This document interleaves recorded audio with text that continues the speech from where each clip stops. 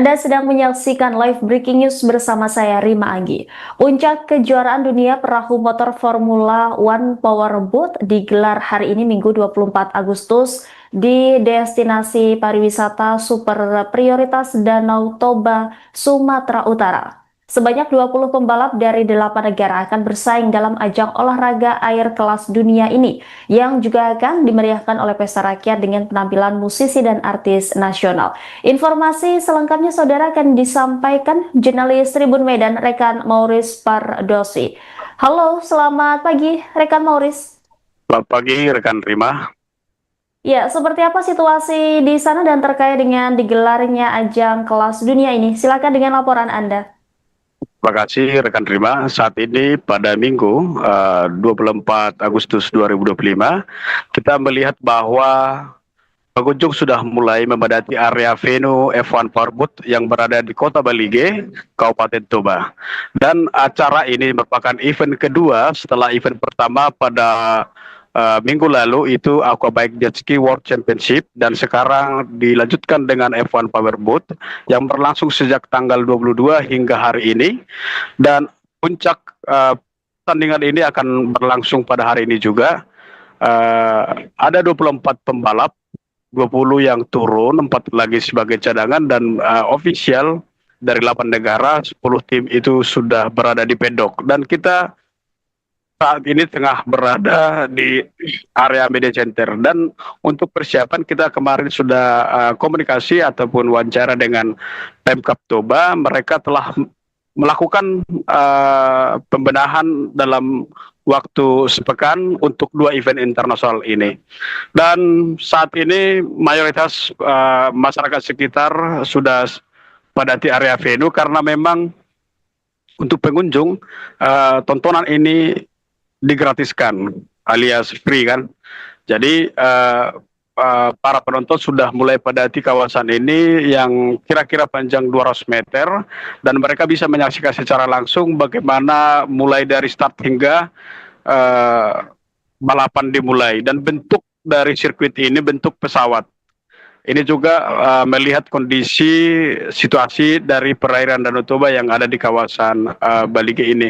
Termasuk untuk cuaca, kita kemarin telah wawancarai juga pihak BMKG mengatakan bahwa untuk saat ini kondisi cuaca sangat kondusif untuk pertandingan dan diperkirakan bakal berlangsung dengan baik, karena memang dari prediksi bahwa gelombang air Danau Toba tidak mencapai 0,5 meter.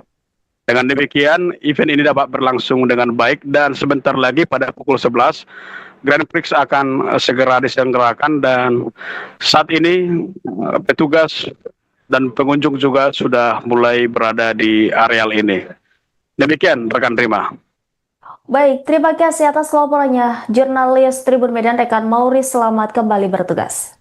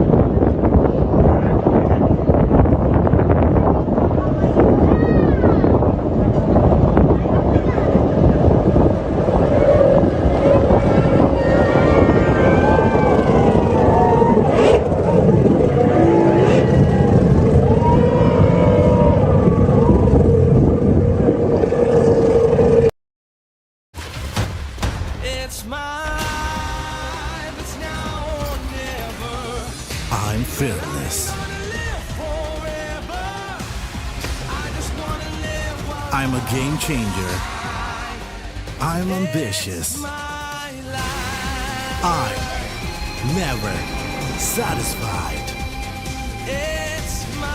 I'm extra joss. Ultimate, I am you. Tidak dianjurkan untuk yang tak punya mimpi. Setiap hari dimulai dengan rencana yang matang. Dari outfit sampai motor, karena first impression matters. Praktis tanpa kompromi. Bila start, langsung jalan. Stylish, profesional. Yakin pasti banyak yang notice. Tapi ya effortless kok jadi diri gue sendiri. Because being classy speaks louder. Semua yang gue butuhin muat, ringkas, rapi, dan siap kapanpun. Going to work, no worries. Riding OTW pulang juga percaya diri. Karena Grand Filano bukan sekedar kendaraan. Tapi sebuah statement yang pasti approve. Effortlessly grand, timelessly you. Grand Filano. Stay classy, stay easy. Bagi para resort, jika gelombang tinggi di atas 0,5 meter, maka sudah pertandingan harus diberhentikan. Selanjutnya, ia juga menyoal pelaksanaan event F1 Powerboat 2023 lalu. Ia pun berharap cuaca hari ini kondusif berlangsungnya event F1 Powerboat. Ya, kita setiap hari berkoordinasi dengan Unjurni. Jadi malam hari pun kita berkoordinasi dengan Unjurni. Kita feeding informasi perakiraan cuaca kita dan dari Unjurni meneruskan ke para pembalap. Jadi untuk event besok paginya. Berarti saran-saran dari BMKG di. Iya, alhamdulillah. Kalau ini kan perlombaan ini kan identik dengan cuaca ya. Iya. Kalau cuaca tidak mendukung, kita nyatakan tidak mendukung. Gitu ya. Jadi Injone alhamdulillah sama kementerian terkait itu sangat memperhatikan info dari BMKG. Kalau sore Pak Indro perubahan di gelombangnya berapa? Ya, kalau sore untuk hari ini sampai jam 7 0,5 ya, 0,5. Ya. Masih kondusif lah gitu ya. Ya, tetapi kalau minggu kemarin itu kan tinggi itu sampai 0,7, 0,8 gitu. Nah ini alhamdulillah kita kondusif untuk angin hari ini. Dia dibilang tidak tergolong aman di angka gelombang. Pengalaman kami itu dari diskusi dengan Injone tahun 2023 itu 0,5 itu sudah warning. Jadi 0,6 itu sudah harus berhenti ya. Hentikan ya pembalapnya. Jadi kayak tahun 2023 kan pernah dihentikan seharian. Nah, alhamdulillah dari tahun 2024 ke 2025 ini Injone sudah berkoordinasi dengan BMKG dan mendengarkan masukan dari kita. Sistem kita lebih insya Allah jalan ya Pak? Iya. Ya, sistem kita jalan. Karena kita untuk kali ini kita menempatkan spotter di sana. Spotter itu untuk mengukur tinggi gelombang. Ada berapa? Spotter. Ada berapa? Ada satu. Yang itu yang di perahu ya Pak? di ujung sana tidak. ujung sana. Bentuknya seperti apa, Pak? Kalau seperti Spotter itu bentuknya seperti kayak bola gitu ya, pelampung. Pelampung ya, mengukur gelombang ya. Betul. Terus kita ada WS juga, AWS itu di pelabuhan ya, AWS Balige. Nah, itu untuk memantau angin, memantau tinggi gelombang, kemudian memantau suhu dan sebagainya. Ya. Kemudian kita menempatkan display di pedok, itu di media center, kemudian di press conference room ya, media center. Itu kita bahkan di sini media center lokal ini juga. Berarti kayak pihak Pabrik kemarin Pak Indro ya? Ya. Dan mudah-mudahan hari ini doa kita untuk cuaca mendukung. Tribuners, hari ini akan menjadi puncak pagelaran F1 Powerboat Grand Prix of Indonesia yang berlangsung di Pelabuhan Mulia Raja, Napitupulu, Balige, Kota Toba pada Minggu 24 Agustus. Pada Grand Prix ini ada 20 pebalap yang akan saling adu cepat menjajal lintasan Danau Toba. Selengkapnya saudara terkait pagelaran F1 Powerboat 2025 di Danau Toba ini, kami sudah terhubung langsung dengan jurnalis Tribun Medan, Rekan Aprianto. Halo, selamat pagi Rekan Aprianto. Ya, selamat pagi rekan Rima. Ya, bisa Anda jelaskan dan sampaikan bagaimana persiapan maupun situasi terkini di sana? Ya, saat ini saya berada di venue F1 H2O Powerboat Danau Toba. Ada di Pelabuhan Mulia Raja Napitupulu, Kecamatan Balige, Kabupaten Toba, di mana pada hari ini menjadi puncak dari pagelaran F1 H2O Powerboat yang berada di Danau Toba ini, di mana Danau Toba menjadi kali ketiga tuan rumah pelaksanaan event balap perahu motor terbesar di dunia ini. Nah, pada hari ini akan menjadi puncak dari event ini sendiri, yang di mana pukul 11 nanti akan dimulai Grand Prix yang akan dilaksanakan oleh dari H2O, di mana ada 20 pembalap yang akan menjajal lintasan Danau Toba pada hari ini. Yang di mana pole position sendiri akan dipimpin oleh pembalap dari tim Sweden, yang berasal dari Swedia, Jonas Andersson. Dia berhasil mencatatkan waktu terbaik pada babak kualifikasi di Q3, di mana dia berhasil melewati seluruh pesaingnya dengan catatan waktu terbaik 57 detik. Dan diikuti di belakangnya ada dua pembalap dari satu tim yang terbaik, itu dari tim Victory Team, yakni Alex dan juga Tom Torrente. Mereka menjadi yang terbaik kedua dan ketiga dengan catatan waktu 56 detik, beda tipis dengan Jonas Andersson. Dan pada hari ini sendiri babak Grand Prix ini sedikit berbeda dengan babak sprint race kemarin, di mana kemarin babak sprint race hanya menggelar 14 lap, namun untuk pada hari ini sendiri akan ada 24 lap yang akan dilewati para pebalap yang akan turun di lintasan dan pada hari ini. Dan juga pada hari ini berdasarkan informasi yang kami dapat, Gubernur Sumatera Utara sendiri, Bobi Nasution, akan hadir untuk menyaksikan pertandingan ini dan juga untuk menyerahkan piala kepada para pemenang yang akan tampil pada hari ini. Dan suasana di venue ini sendiri sudah cukup ramai. Ribuan dari masyarakat maupun wisatawan yang sudah hadir di Kabupaten Toba sudah memadati venue untuk menyaksikan kemampuan dari para pebalap saat ini. Mungkin sekian informasi dari saya. Kembali ke studio. Baik, terima kasih atas laporannya rekan Aprianto, jurnalis Tribun Medan. Selamat kembali bertugas.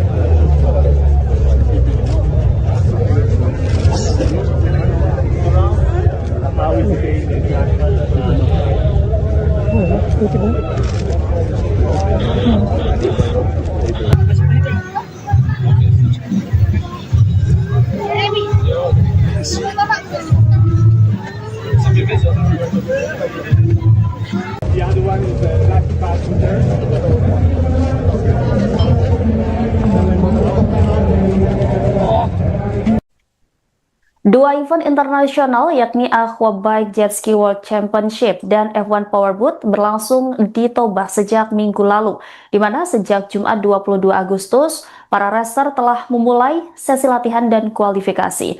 Ada 24 racer yang akan menjajal perairan Danau Toba pada event ini. Mereka hadir dari 8 negara yang memiliki 10 tim. Untuk mempersiapkan event ini, pemerintah Kabupaten Toba memiliki waktu seminggu, sehingga pihaknya mengerahkan seluruh pihak berkontribusi mempersiapkan venue penyelenggaraan event. Ia berharap masyarakat sekitar lebih banyak menyaksikan event ini, lebih banyak dari pengunjung Aquabike Jet Ski World Championship. Memang 2 hari terakhir pelaksanaan Aquabike, jumlah pengunjung bertambah dari sebelumnya. Kurangnya jumlah pengunjung ia sampaikan karena masyarakat sekitar tengah persiapan HUT ke-80 RI. Dengan situasi saat ini, ia pun berharap jumlah pengunjung akan lebih banyak dari event sebelumnya.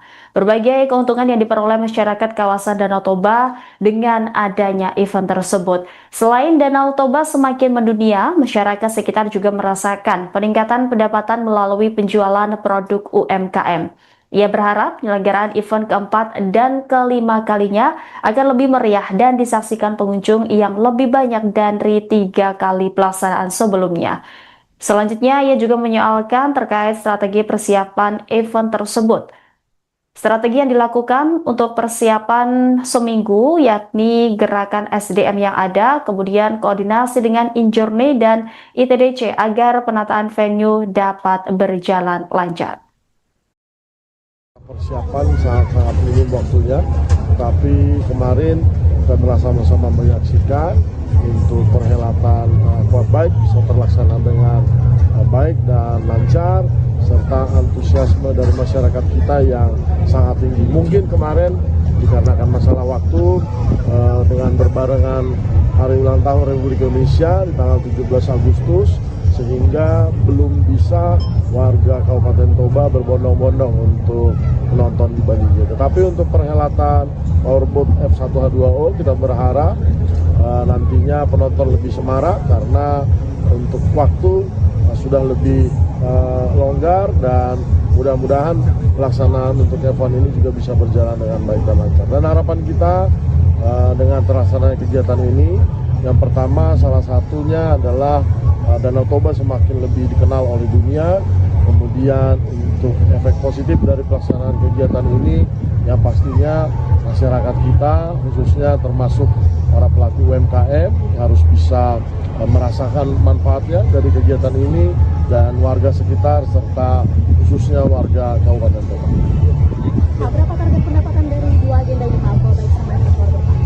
Kalau untuk target kan sebenarnya kita tidak ada pasang target, tetapi pelaksanaan event kali ini kalau menurut kita dari pemerintah daerah dengan waktu yang hanya diberikan 1 minggu ini sebenarnya sudah termasuk hasil yang maksimal. Tetapi kita dari pemerintah daerah menyampaikan kepada panitia baik In-Journey ataupun ITDC, kita berharap jika memang ini masih berlanjut untuk pelaksanaan ketiga dan keempat dan kelima nantinya, kiranya kita dapat berkoordinasi dengan lebih baik lagi. Apa strateginya Pak 1 minggu bisa sukses ini Pak? Ya, kita gerakan seluruh sumber daya yang ada dan kita juga minta masukan dari In-Journey dan ITDC apa yang perlu kita bantu sehingga pelaksanaan dan penataan seluruh kawasan ini bisa berjalan dengan baik dan lancar. Dan kita juga mengucapkan terima kasih banyak kepada seluruh warga Kabupaten Toba yang telah ikut mendukung dan mensupport kegiatan ini. Optimis karena tadi Pak Menpora juga sampaikan untuk tahun depan tetap lanjut. Tribuners, ajang balap perahu super cepat kelas dunia segera dimulai. Puncak Kejuaraan Dunia F1 Powerboat 2025 yang menghadirkan 20 pembalap dari 8 negara.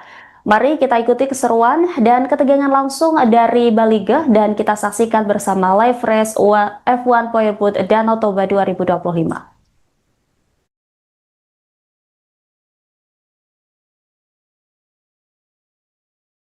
From Stevie ain't going to be hanging about out there today. Exactly, Jonathan. Miracles would happen a year ago. Let's see if it can happen for a second straight year with him come charging up from third place. And on the very last turn of this event last year, he came up with a victory. Well, the big news for this series in the off-season was one man, Sean Torrente, the three-time world champion, deciding to come back into Formula One.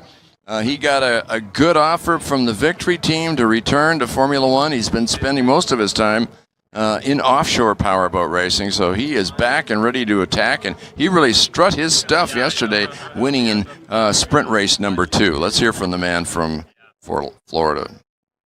23rd. I got Alec on my left and Rusty on my right and Jonas on pole, so hopefully I can improve a couple spots at least on the start and then just kind of manage the race from there. That's the plan. If not, we'll hopefully let the race come to us. You know, this place changes quickly, so the waters will be beautiful probably when we start, but if the wind kicks up, I mean, in 2 laps it'll completely change, so we have to be prepared for all. Well, with that happening, of course, Sean Torrente really feeling good about what he thinks he can do today, and he knows this course just a little bit, even though this is only his first weekend here, but he's figured it all out. Let's go back to JJ. He's got Claudio, who helps build these Sharjah boats. He's got 3 in the race today. Yeah, we're down here with the crew chief of the Sharjah team, Claudio. Hey, new boat this weekend, Claudio. How's it going so far? So it's not bad. The first time in the water. The water running okay, almost same the other boat this morning.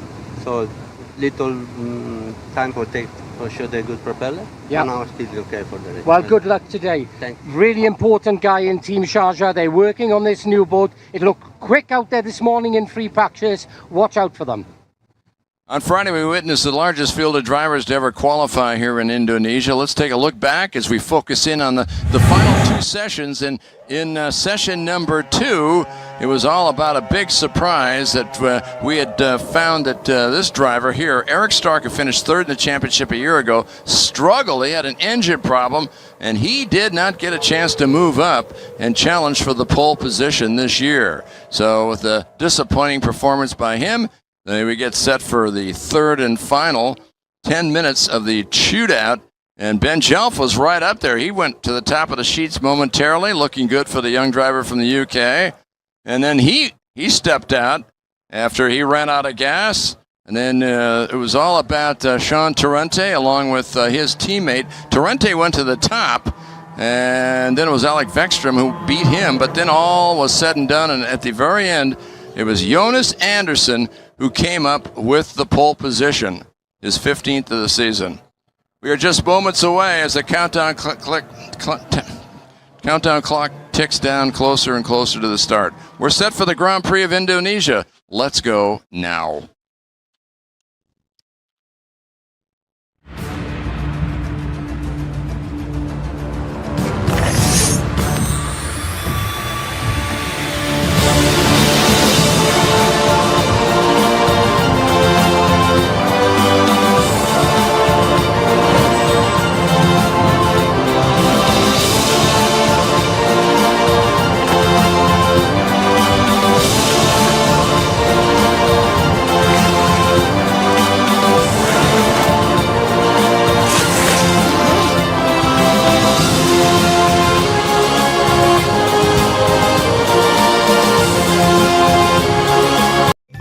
Ayam goreng Nusantara, warisan otentik lebih dari sekedar rasa, hanya di Burger King.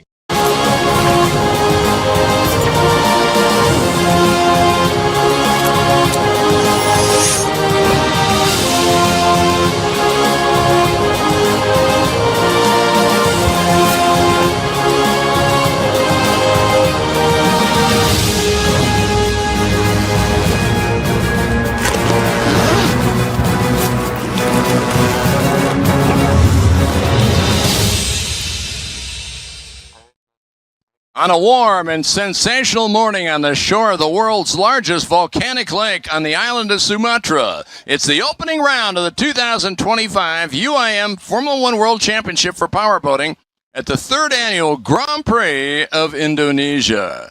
Hi, everybody. I'm your host, Stephen Michael. Along with me, my partner, Jonathan Jones, as we start our 24th year together. And we welcome you to lovely Lake Toba for the third year in a row at this very historic Grand Prix of Indonesia. Now, this place is spectacular, Jonathan. It's amazing. We've been coming here for the last 3 years. It just seems to get more and more exciting. It really takes your breath away.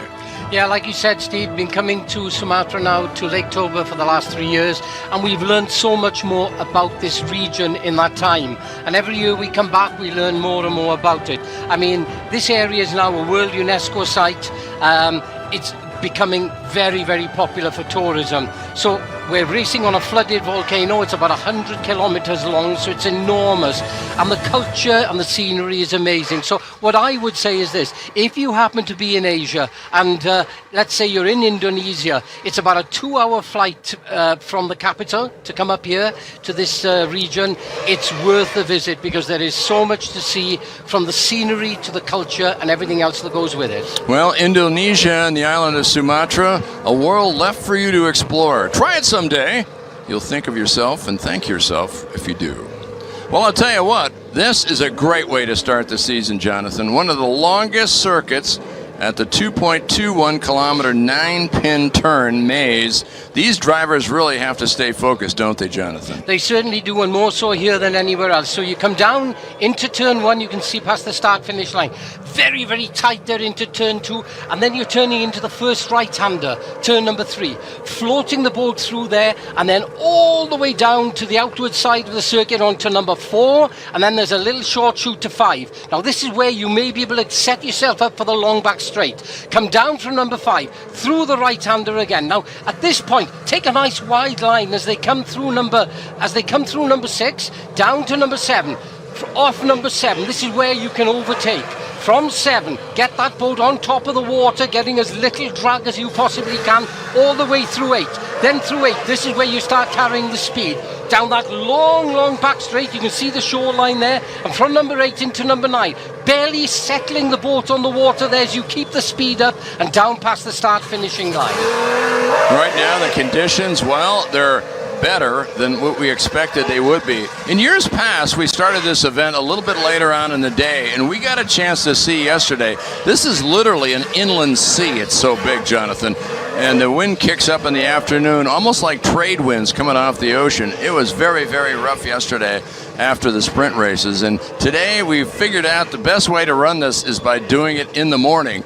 And it really is really kind of a good time to come as we take a look at the dignitaries that are here taking the parade lap, and it's an honor for them to come along and be part of the scene. They get a chance to actually take a lap around. Okay, it's backwards, but still at the same time, they're having fun. They're out in the water, and they're promoting an area that is so lovely, Jonathan. This is, as we said, just a fun place to come to, and it's so different than where we're from with our Western culture.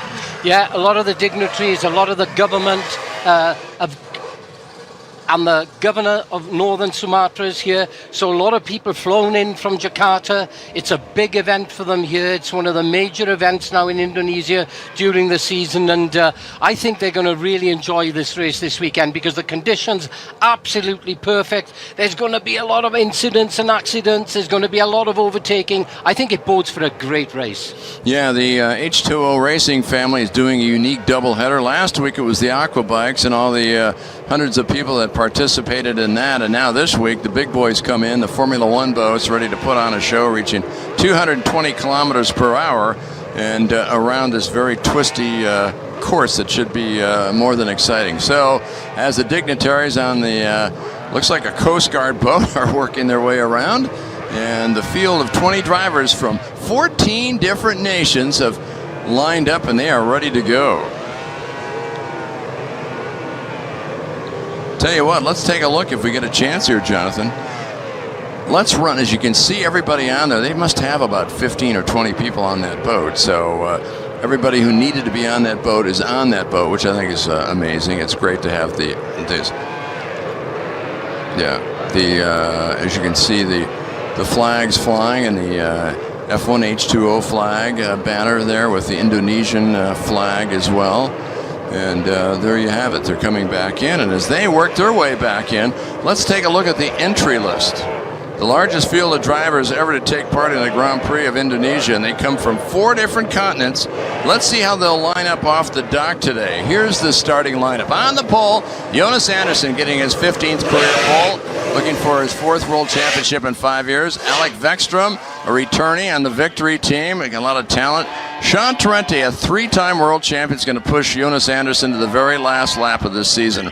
Rusty Wyatt is back. He's the surprise winner of the race last year, led most of the championship.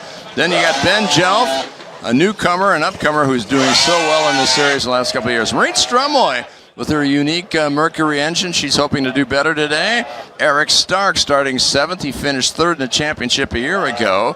Peter Morin, the veteran driver from France, driving the CTIC China boat, along with Stefan Arand, the college student that just graduated. He'll be in the 9th spot. And Alberto Comparado, the driver who was with Team Abu Dhabi last year and now has switched back to his own team, and he looks a lot more relaxed. And Grant Trask filling in for Brett Dillard. Damon Cohen, who is another Aussie, who is hoping to make a mark today, one of 3 rookies, as is this man, Johan Osterberg, a longtime friend of Jonas Andersson, riding with him. And then Ferdinand Zandbergen, the driver from the Netherlands, along with Alexandre Bourgeot of France.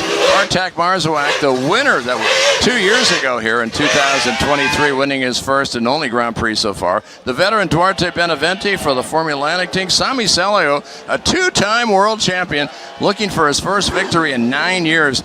Mansour Al-Mansouri replaces Thani El-Quimsi in Team Abu Dhabi for the first time in 25 years. And then Cedric Deguin rounds out this field of 20 drivers from 14 different countries. So there you have it. That's the field of drivers today. And you can better believe it that the strategy here, Jonathan, well, it's going to be interesting to see how it plays out, because you've got 3 tremendous drivers. You got 2 of the first 3 in the lineup are totals of 6 world championships. I think Torrente is going to really push Jonas this year, and it should be really amazing. But he's starting in 3rd. He's going to have to do some work to get up to the Swedish driver. Yeah, we saw Torrente yesterday with Wexstrom there. Nip and tuck going into turn number 1, turn number 2. And then we came to the far end of the circuit, and Torrente had already been thinking about how we could overtake him, because trying to overtake boats on the first lap when there's clean water out there does make life a little bit easier. So when he came to the far end of the circuit, down past the start pontoon here, Wexstrom took a really tight line into 1 and through number 2. What the number 4 boat did was he came really, really wide, and instead of settling the boat in the corner, which does slow it down a bit, Torrente kept that boat on the top of the water through number 1, wide line through number 2, and then as they went down to the first right-hander he was just ahead, but on the inside, nip and tuck, and that's where he made that move yesterday. Now Jonas knows that that's what happened with Torrente, so when Jonas gets off the line, he's going to make sure that he doesn't give him that opportunity, because as you said, Steve, Torrente is going to be fast on the first lap. He knows he's got to make moves, and he's got to make them fast at the beginning of the race before this water chops up. Yeah, and before Indonesia back in 2023, it was the first time that we had raced in Southeast Asia since the 3rd round of the Singapore race back in 2005. Wow, Francesco Catanda won the race, Sami Celio was 2nd, and your buddy Philippe Desertin was 3rd. So it's great to come back to this region of the world, and the Indonesian people have just jumped head over heels on the excitement of this series. Yeah, another guy to watch out for is Stark, because he's on the back foot a bit. They had 1 or 2 issues in qualifying, and they couldn't get into the top 6. So he's starting around number 7 there for the Grand Prix today.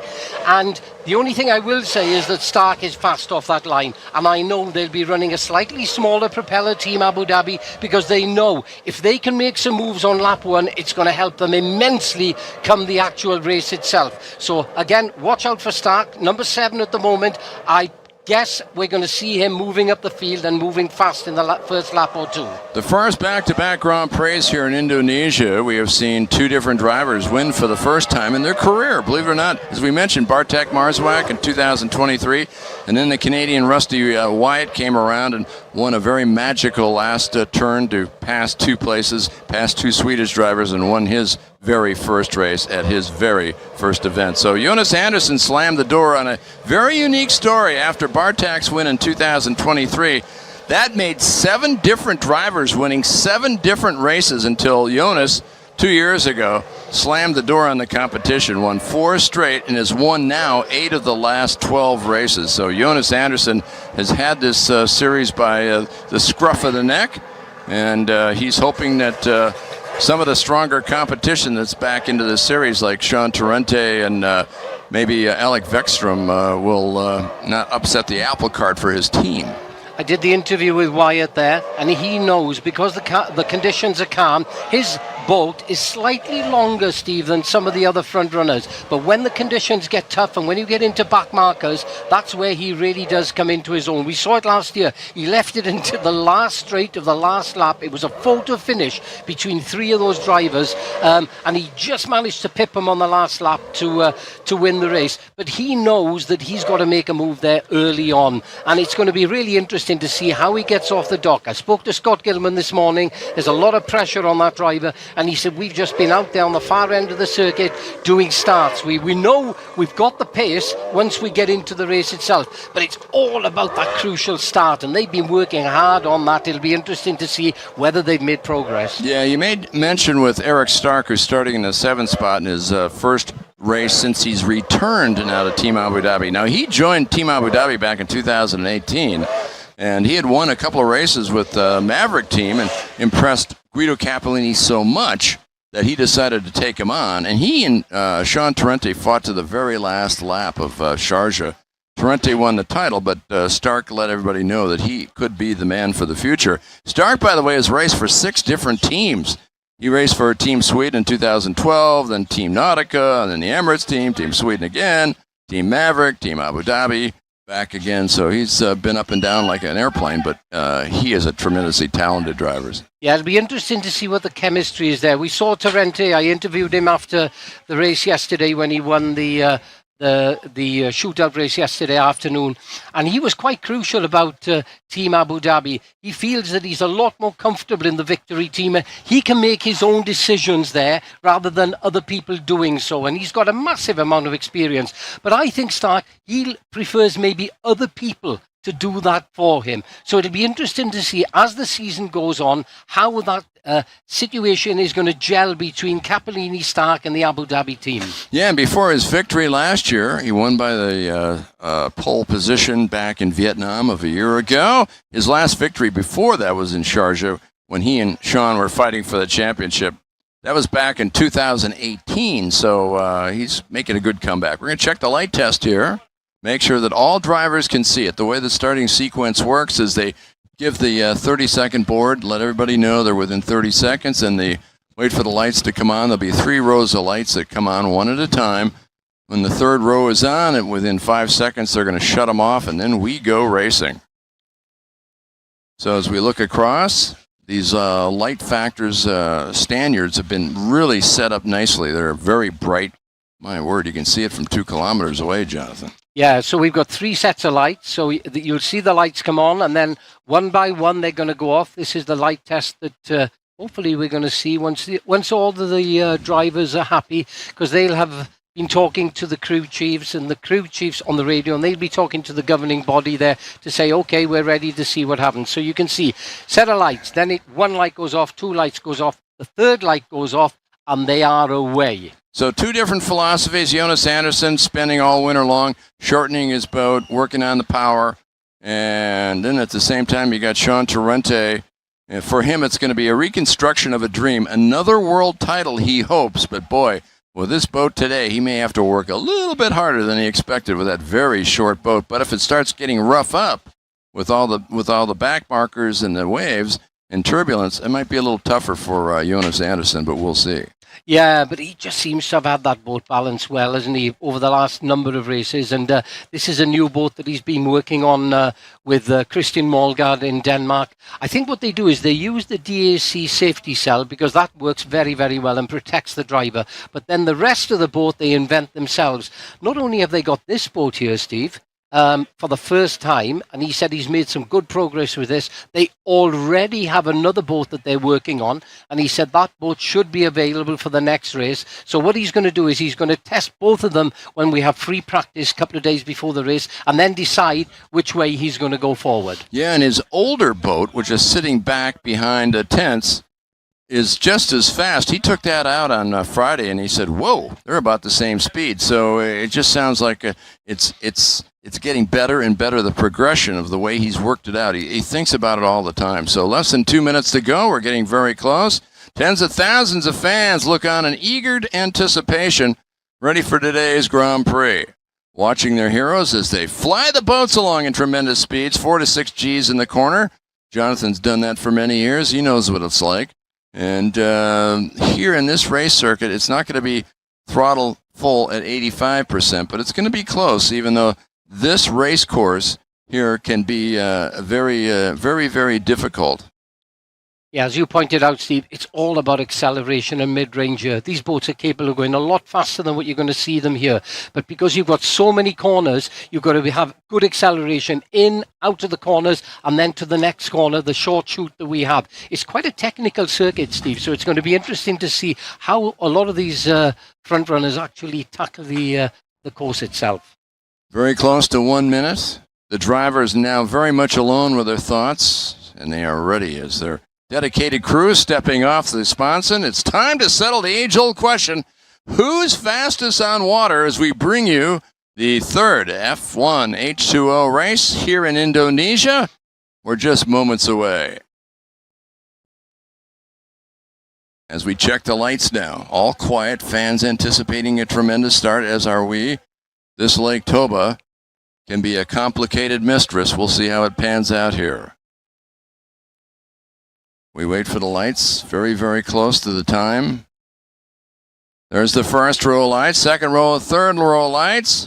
The lights come on. And off they go. They explode away from the dock. And they're off on a 24-lap odyssey is underway with over 10,000 horsepower unleashed at once. And as they fan out, heading down toward the 2 commitment buoys over on the south side of the race course, we hold our breath. It looks like Jonas Anderson got it clean. Oh my, there's a problem. Somebody got rocked up on the far side. It could be Ben Jelf. From our vantage point, it's hard to tell, but there was a argy-bargy going on down there, Jonathan, and over he went. And one of the drivers went upside down, so there was all sorts of pinching in that corner as we see the driver coming out after he barrel rolled the boat. They got tied up, knotted up, and we'll have to wait and see exactly what happened there. But Jonas Anderson was making good his escape and trying to get through. Oh, one of the Abu Dhabi boats. That could, Steve, that could well. Is that Stark? That's what I'm Number thinking. 6 boat, Steve. Yep, that's Stark. What a shame for the man who last year was trying to hold on and win here. He finished 3rd in the championship, and that's his first run in his first race in 7 years of being in there. It looks like Peter Morin is there, the Frenchman. So those two guys got tagged, and Morin is upside down in his boat. They've had a tough weekend, Jonathan. They've had nothing but bad things happen to them, bad karma. They seem to be on the back foot all the time. The problem you have, Steve, is the first 3 or 4 boats, they've got that experience and they can get through clean, but then everything else, the midfield, they're all bunching together and hoping that through that spray they come out the other end. All right, let's take a look at it one more time here. We get a chance to see it. We saw it with our eyes, but now we'll get a better vantage point. There is your man on the right. That's your Poulsen. Now look in the middle of the pack right here as they start pinching in. 3 boats were trying to be in the same spot at the same time, and that did not work. Somebody missed the lane as Peter Morin turned in, and he hit the left sponson of his boat to the right sponson of, looks like Stark, and over they go. Wow, that was a tremendous blowover as they got side by side, Jonathan. Here we go, and again, another angle, Steve, you can see there. Oh, Stark very, very tight on the outside, or was he on the outside of Moran there? No, he Two was into one doesn't go. No, he was on the inside. I think Moran turned right there with him and chopped him. You can see the right sponson because the left sponson of Peter Moran nailed him. So the Dead two right, went Steve. over. Yeah. And what a shame for both drivers as they were hoping to do better. Now, Peter Moran last year finished 4th in the championship, and Eric Stark was 3rd. This is not the way to start the season off and expect to finish up in the top 5. No, you could see there that Stark obviously was committed. There was a few guys moving around a little bit into that first corner, and then it was really tight then between Stark and Peter Moran as they went through. There was literally millimeters between them, and maybe one of the boats just jumped out on the other, but maybe we'll get another shot on this, Steve, to see exactly what did happen. Yeah, let's take a look this time with the drone camera. Let's see how it pans out here. Okay, he's up over by the commitment buoy. Look for the boats in the middle. There's 3 pinching in. And as they turn, it's Moran and Eric Stark was sliding out, and Moran got whacked with them. So the two of them got together. Both are going at different angles. Yeah, it looked to me like Stark, he'd overshot that boy by quite a bit. So maybe the boat wouldn't settle. He had too much air underneath it. And as he was trying to turn it, it was still going straight on. Of course, Peter, who left him enough space coming into the corner, was actually turning himself. He can only see so much of the boat on the inside. And Stark seemed to go a little bit, carry on a bit, and curtains for both drivers. Well, it's not like your old days, Jonathan, where you didn't have the closed canopy. You could lean your head out, turn sideways, look at the person next to you. Now you've got to rely on your mirrors, and those mirrors are not big, they're shaking, so you really have a limited sight angle. And boy, you could just see it, though. That was a great shot. The drone angle really helped, and it showed you, as I think you put it perfectly, is that he overshot the turn with a great deal of speed. He couldn't set the boat, and bango, he ran right into Peter Moran. Yeah, I think that's what we saw out there. It appears to be that's what happened. Maybe we're wrong, but it looked as though Stark he seemed to go quite a long way, because Ben Jelf was on the inside. He took a really nice turn through that first corner, and then you could see the two of them there, Stark overshooting the boy a little bit. Of course, Peter there already committed to turn, because he thought, well, Stark is going to turn maybe 10 or 20 meters inside him, and of course he was out of sight at that time, and unfortunately they had that collision and they're both out of the race. Well, we knew it was going to be a dynamic and exciting season, but we didn't even finish one lap of the opening round of this series, and already we're scrambling to get the guys back together. And interesting, the top 4, when they were racing, Rusty Wyatt was really putting on pressure on Sean Torrente in that 3rd spot. And of course, with not even a lap completed, you go back to your original starting positions. You stay out on the water. You don't go back to the start pontoon.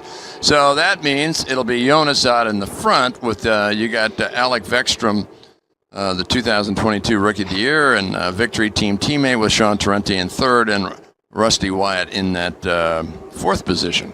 Yeah, and with all that excitement, we forgot about Jonas Andersen, who came off the dock like there was no tomorrow. My goodness, that boat accelerates. And I was watching him coming in through the first corner, Steve. He probably already had 10 boat lengths on the number 2 boat, the number 2 Victory boat there. Boy, is he fast out there, and it's going to be a tough order, Steve. We figured this, Jonathan. I mean, we knew that the 2 Victory boats, the teammates, we call them the Blues Brothers, were going to be battling in the Blues, and they almost found their way to get close to Jonas, but Jonas has got the speed. So it's going to be a matter of them not dueling themselves, just like McLaren in Formula One auto racing. You know, you got to be careful.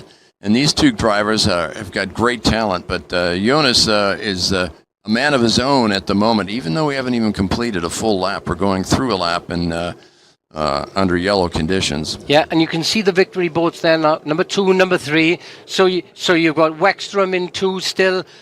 You've got Sean Torrente in that the number 4 boat, which is in 3rd position, and it's going to be interesting. We could see that Sean yesterday overtook Wexstrom, not easily, but I think he just had a bit better race strategy to get through number 1, number 2, as I explained earlier on the outside, and then of course as they came into the right-hander, he had the inside line, and it's going to be interesting. I think that Sean has got a little bit more pace. How are they going to work as a team? Are they going to let both drivers just race race and get on with it? Or do they feel that Sean has a better chance? We see this in Formula One car racing, don't we?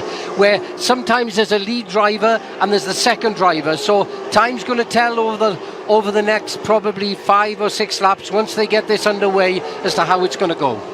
All right, I'll tell you what, let's take a look, Jonathan. We'll go back at the start. We're going to take a look at exactly how it played out here going into the first and second commitment buoy after the lights went off, and off we went for the first lap. A good start there by both Alex and Sean Torrente, and Jonas Andersson got a whale of a good start. And as they took off, you can see farther back in the pack, there's Sami Selja, the two-time world champion, getting a good jump.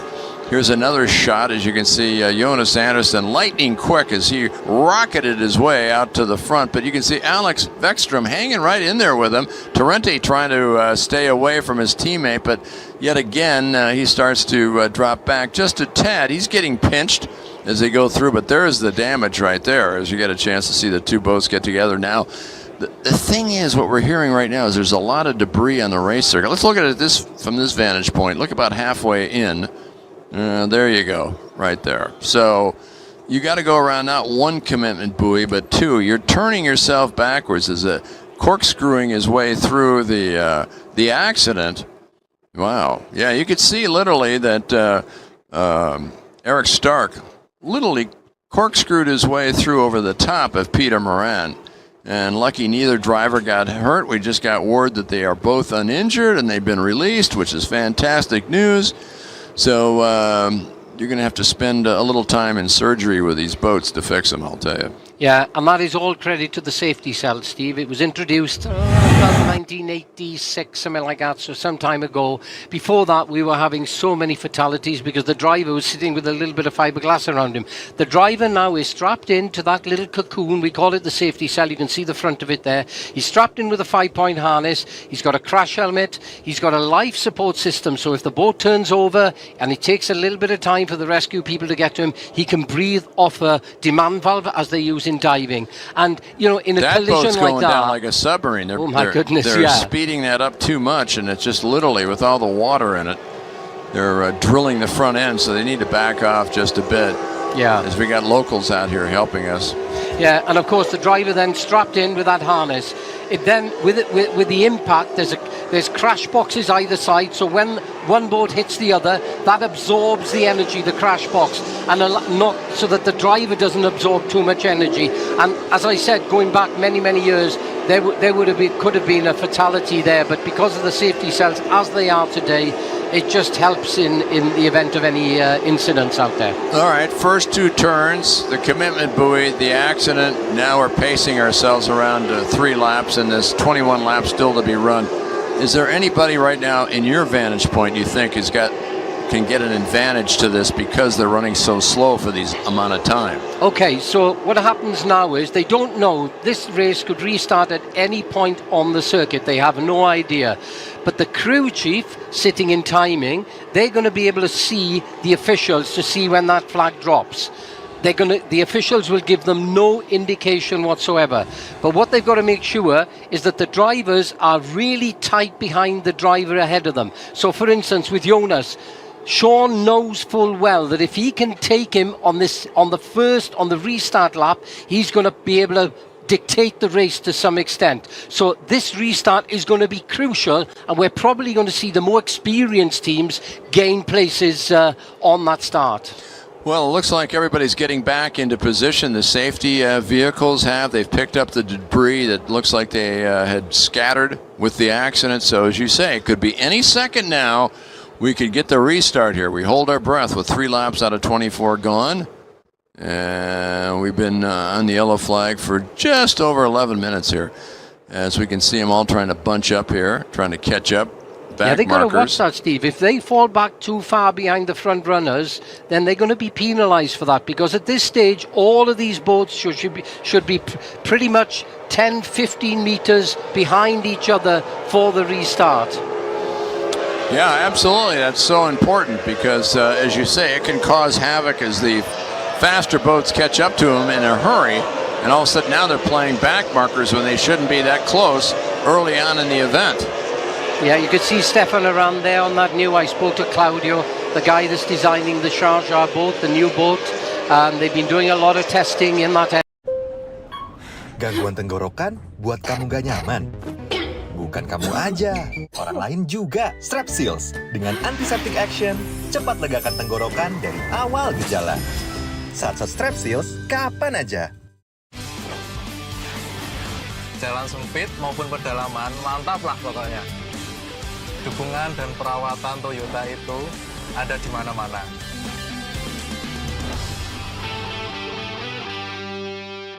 To Sean Torrente, two North Americans battling each other. And you got Duarte Benavent stopping in the middle of the race course down in near the start-finish line. He's dead in the water, so now the Osprey rescue team is going to have to get the veteran Portuguese driver out of the way. So we're not ready to go back to racing. That's going to hold things up again for another couple of 3 laps. So some of the front runners there, very, very focused over the last couple of minutes. Now they're going to have an opportunity to relax, gather their thoughts, see exactly where they may be able to make that move. Torrente there, we saw him yesterday. He's in 3rd at the moment. Because they haven't done a lap, they go back to the positions as they were in qualifying. Correct. Yeah, and Duarte Benavente was starting his 166th race. And he hadn't scored any points in the last 2 years until Indonesia last year when he did. So finished 17th in the championship. Been racing a long, long time, has a couple of podiums, but he will not get one today as he is dead in the water, and the Osprey rescue team trying to hook up and get him off the race circuit as quickly as possible so we can get this event rocking here. Yeah, they can relax again. Now, they're obviously, the crew chief is on the radio to all of these drivers, telling them what the situation is, that they've had to tow in one of the boats that obviously has got some kind of technical problem. So it'll just give them a bit more time to gather their thoughts. But there we go. So it's Anderson, Wexstrom in 2nd, Torrente in 3rd. We saw that move with him yesterday. Wyatt, very, very experienced in that number 4 slot, and the British driver Ben Jelf hanging in there in 5th. You know, 20 years ago when these engines were queued up a little more, they were stressed more, following boats in slow laps sometimes would be a factor, and the engines would get bogged down and they wouldn't be able to get going again. That could play a factor, but today it's not so much the case anymore, is it, with newer technology? Yeah, quite right, Steve. I mean, a lot more technology now in these engines over the last 5 or 6 years. They're now a lot more reliable. They've actually dropped the top RPM, the revs per minute on these, by a little bit. It hasn't slowed them down whatsoever, but it means that now instead of starting the race with sort of 20, 22 boats and finishing with about 10 because of a lot of attrition, it looks now like most of the boats actually complete the race, which is what we want for the show. Yeah. Well, they got Torrente's boat along the pontoon and moved him out of the way. Now they're going to have to get the Osprey rescue team boat back into position. And once it's back into position, we should expect a quick green flag to get things going here. 24 laps in this event today. Scheduled. We've had 1/2 of a lap. And we have been following the pace boat, or on the yellow flag situation, since then. As the field now starts to bunch up, I think you realize it's time to focus in on a restart here. As we hold our breath, let's see if they drop the green flag. It's still being shown. There's the race director, Marco, holding the green flag. He's waiting to get the word from the safety crews that he's ready to go. That's Jonas's girlfriend saying, "Hey, let's go. I want to get going here." She's got a prime spot there, Steve, isn't she? Right next to the official. Yeah, she's going to be watching it. Oh, is that the yellow flag? Look, he's got his hand on their way. All right, green flag. We're back racing here as they come out of turn number 9. Down the front straightaway, a long run. Let's see if Jonas Anderson can use that speed and pull away from the pack as he's being chased by a couple of Victory Team boats. Rusty Wyatt trying to go side by side, get very aggressive. Oh my, going way out was Sean Torrente. He lost a few spots, and Rusty Wyatt has jumped from 4th to 2nd. And now Torrente is working his way back up. He's fighting for it. So that was a great start by Rusty Wyatt. but then Torrente came back. Torrente, he just had too much air underneath in the tunnel of that boat. And as he came into number one, he was carrying great speed, but he couldn't get the boat to settle, Steve. And the next thing, he'd overshot. Wyatt saw that opportunity and bang, he was in there. All right, as we watch them as they work their way down through this race course, it's Jonas Andersson heading down that long back stretch, heading from 8 to 9, and then he'll come down 477 meters down the front straightaway. This race course with two right-handers is one of the longest anywhere in the world, and Jonas Andersson trying to pull away with Rusty Wyatt up into that second place. Third is Alec Vekstrom. Ben Jelf into fourth, and Torrente down in fifth place is trying his best. It's side by side. Torrente gets tagged with Ben Jelf, and he slides out of the way. Did they touch? I don't know, Jonathan, but it was awfully close. Torrente trying to get aggressive and get that fourth place back. Yeah, Torrente there, you could see pushing Jelf very hard, but Jelf wasn't having any of it. He was not going to be frightened by the Hari batik nih. Nih, lama nggak dipakai. Dikasih parfum. Enggak, kan pakai Downy Parfum Serum. Wangi, dari lemari sampai dipakai. Parfum baru. Downy Parfum Serum. Torrente and Ben Jelf sliding closer and closer together. Oh, they got pinched up in that turn two, Jonathan. I don't know how you call that one. Okay, so Torrente saw the inside line. He thought there was enough of a gap there, but Jelf was already committed. He was taking the tight line. He wasn't going to give him an inch. Jelf thought, if you can get in that gap, well, you can try, but he wasn't going to let him through easily. All right, as we watch them come barreling through here. Stefan Arand is having a great run right now, Jonathan. He's up into fifth place. The youngster started in the ninth spot. He's up into fifth, and he passed Torrente. And the Sharjah team are very happy with their drivers at the moment. They're sitting in sixth or second place and also in fifth place. Yeah, Torrente being a little bit eager there. Almost turned the boat over coming through turn number two there. When Jelf was on the outside, he was on the inside. Couldn't quite get the boat to settle. And you could see they just tapped each other and he nearly lost control. But at the moment, Jonas Andersson leading the way by a number of seconds to 4 seconds, in fact, to Wyatt. Wexstrom doing a great job in third. Ben Jelf, the British driver, in fourth, and Stefan Arand in the new Sharjah boat that they've been working on all weekend in a very, very credible fifth position.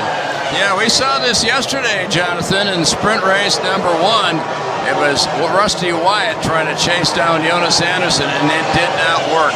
Jonas setting a pace, he won by 12 seconds, so Rusty Wyatt is going to have to show a lot more speed here in order for him to catch up with the three-time world champion. It's like Rusty said earlier today, Steve. He said if the conditions get bad or when we start getting to back markers, that's the only opportunity I'm going to get to maybe be able to close up and overtake Jonas Andersson. So we'll have to see as the race progresses. All right, let's see what's going on here. You keep a look right there. You can see that the youngster from Estonia is doing his best, Stefan Arand, and trying to hold off Sean Torrente in the battle for fifth position. Torrente is struggling a bit, even more. Let's see if he can do better. He's running a 101 lap, where everybody else, the top four, are running sub-1 minute marks. Fast time is by Jonas Andersson, a great run of 57.6, while Rusty Wyatt's best is a 58.7, so his best lap is a second quicker. As you take a look at boat number 85, and there's Grant Trask. Doing a good job out there, Steve. Trask at the moment, he's not far off that, but they're quite bunched together. Stromoy, Torrente, and Trask. Trask, the Australian driver, down in 8th position. But this is the first time this weekend he's ever sat in that boat.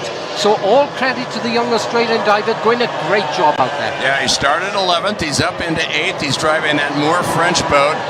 And he's the replacement driver for Brett Dillard, who had surgery down in South Carolina in the USA, who we expect to see him back in Sharjah. But in the meantime, Grant Trask is taking full advantage, and he looks tough as we look back at our leader, as Jonas Andersson continues to slowly pull away from Rusty Wyatt. Not by much, by a tenth or two of a second. It's still under 5 seconds. But let's see what happens as the wave conditions get a little bit tougher for that small boat that Jonas Andersson's got. You see there, one of the Abu Dhabi drivers not giving Jonas enough room. He was being very, very cautious there as he took him on the inside. And this is now where Wyatt can start maybe making up a little bit of ground. 4 seconds now between first and second. Of course, what happened was Jonas on the restart, he had that clear water for quite some time. We're picking up Wyatt there in second. He had that clear water.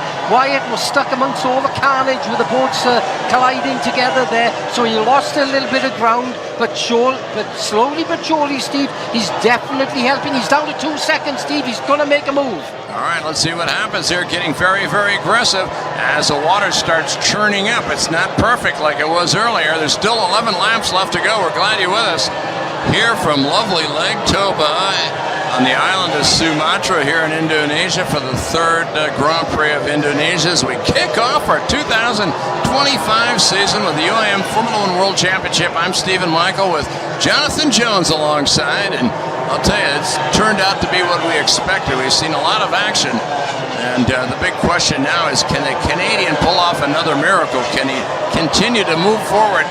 Maybe Jonas got tied up in the traffic and he lost a second or two. Now we'll find out if he's got it squared away and if he can build on that lead that he had. Yeah, exactly right, Steve. You could see on that last lap, one of the young Abu Dhabi driver there was turning fairly tight on the corner. Jonas didn't want to take any chances. He backed off a second and a half, which allowed Rusty to close up on him.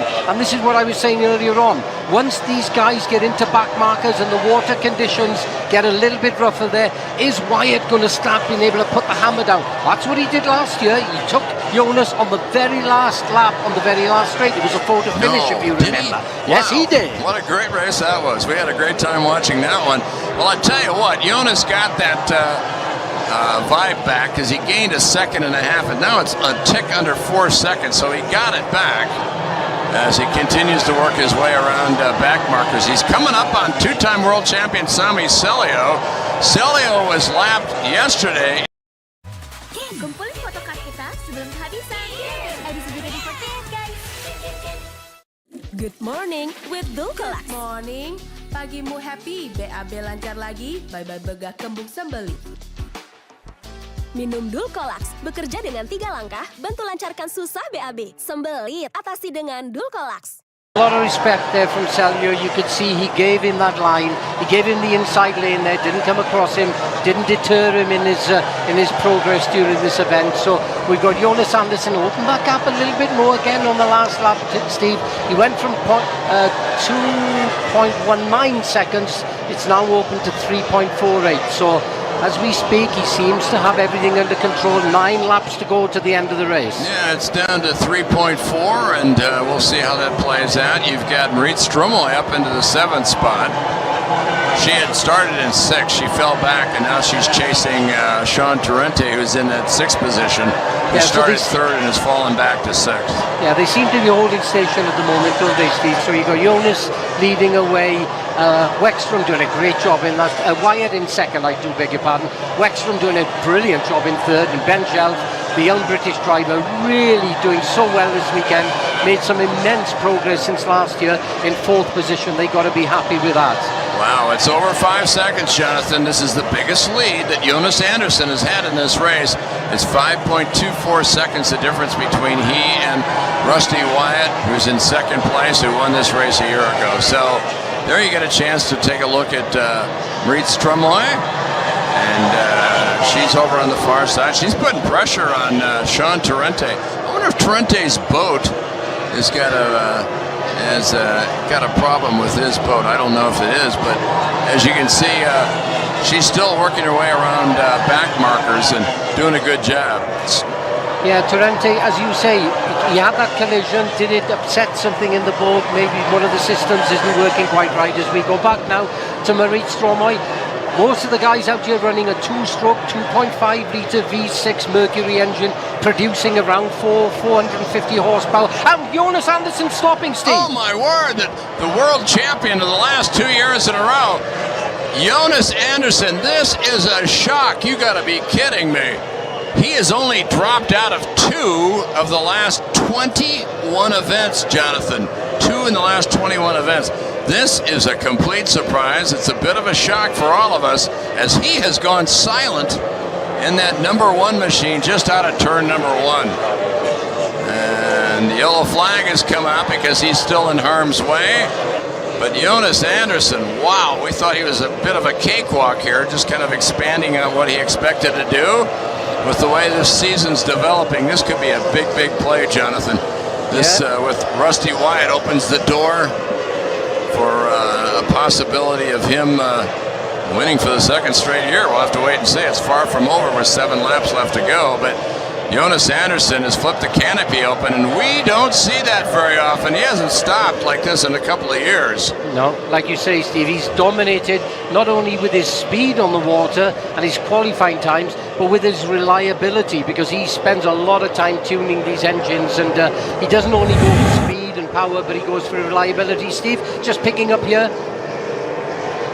you can just see him slowing down there, coming into the corner.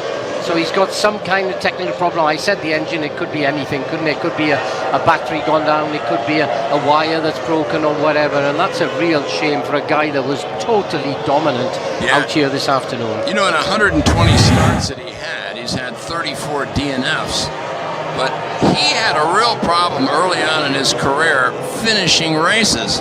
Well, he's fine-tuned that, and as I said, it's been like 3 years since the last time he came to a stop. Well, look what happened. It's the old bugaboo.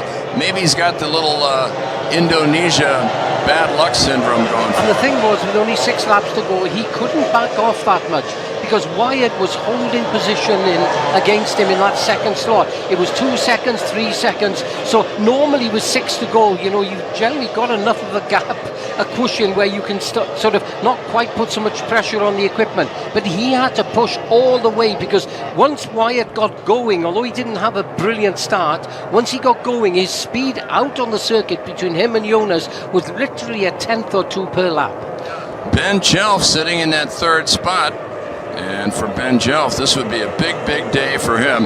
This is his 14th start. He has never had a top 5 or a top 3. What they've got to watch, though, Steve, is, like you said before, it's never over till it's over. So we're going to get another restart once they've got Jonas out of the way. So Ben has got to make sure, I think he's got his dad on the radio to him, that's what I understand. So he's got to make sure his dad, who's got massive amount of experience, that he can get this start right. Because Stefan Arand, you can see him just behind him there, he's not going to give Ben an inch. So, but having said that, no, is Wexstrom going to give Rusty any space there? So it's going to be a real interesting restart here. Yeah, these are 2 Rookie of the Years fighting here. And Rusty Wyatt, as you see him, the Iceman from Ontario, Canada, came over after 4 years of racing in North America and just shocked the world last year as he won on the very last corner down in turn 9 and passed both Stark and Jonas Andersson to win. And of course, Alec Wexstrom is a youngster who's got a lot of aggression, and he's going to tuck himself right. Ada Royco sapi formula baru, bikin bakso kuah jadi makin gurih, mantap.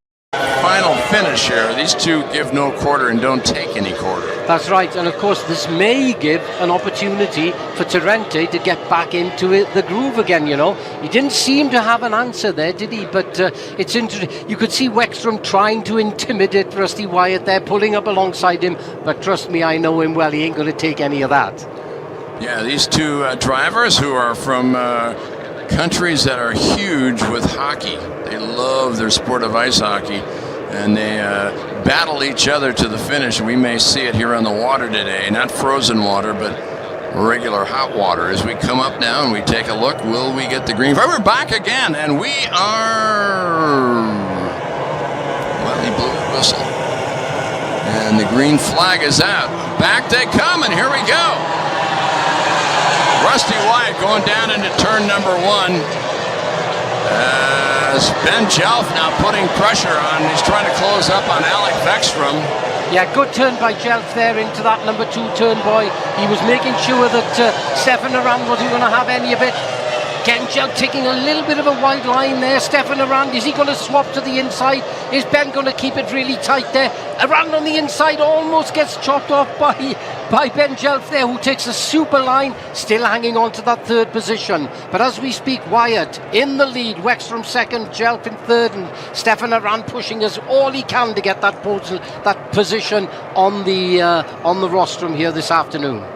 The top four drivers really young. They've only got about 2 years average in the game here, and they are making a statement today. The youngsters are really putting on a show as Rusty comes whistling by here. We check now the difference between first and second and third. Less than 4 laps to go, now 3 with 3.7 seconds. Ben Jelf is 5.5 back. Working on Jonas Anderson's boat, obviously having a real problem. Yeah, they didn't know. I don't think they knew Torrente what was keeps wrong with falling it, farther and farther as Torrente down in the 13th spot. Has Sean gone off? Take a look out here. There's Torrente, and looks like he is done for the day. So the return of the American three-time world champion was not what he had hoped for. It was not a dramatic return to the circuit. Instead, he is pulling out of the race, and he'll have probably no points here as we come through with just a couple of laps left to go.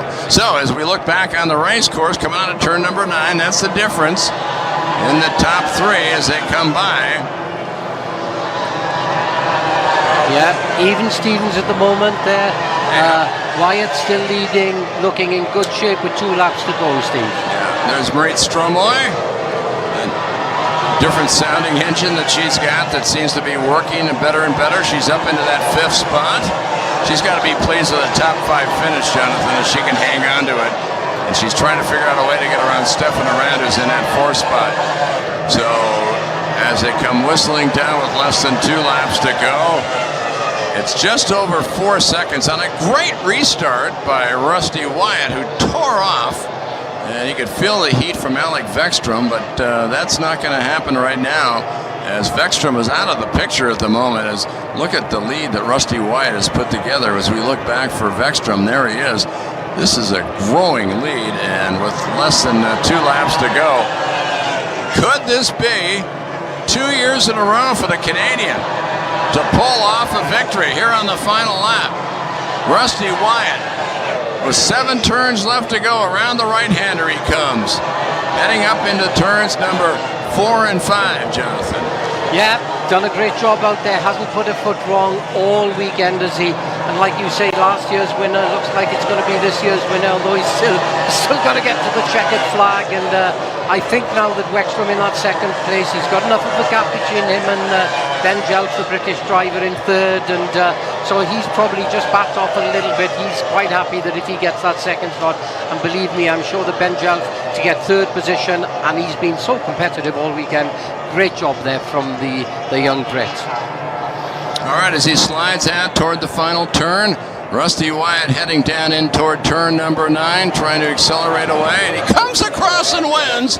Rusty Wyatt picks up his 4th victory, takes the lead, trimmed it down to about 4 seconds, but Jonas Anderson came to a complete stop, and he proves that he's human, because he hadn't been shut down in a long, long time. So. No, and he had so much pace out there, didn't he, for the whole, well, not just for the race, but the weekend. I mean, he was so quick in qualifying and everything else, and really upset. Oh, and there we see Jonas's teammate obviously got a bit of a problem there as well. Yeah, Johan Osterberg, the first-year rookie, getting his chance to race in his first race, and the boat looks like it's... not the perfect end for Team Sweden. No. Both drivers having a real hard time. Unofficially, he finished 12th.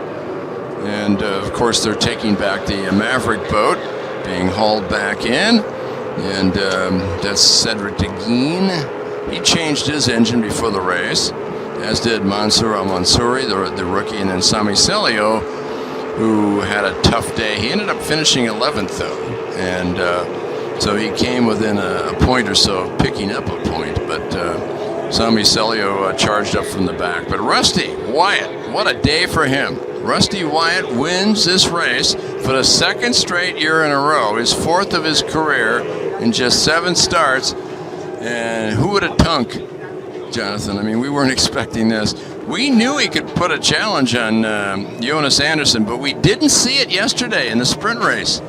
No, but you could see that he had the pace. The problem was getting off the start pontoon at the start of the race, and that's where Jonas seemed to have the upper hand on everybody this weekend. And that pole position, it's the shortest run into the first corner.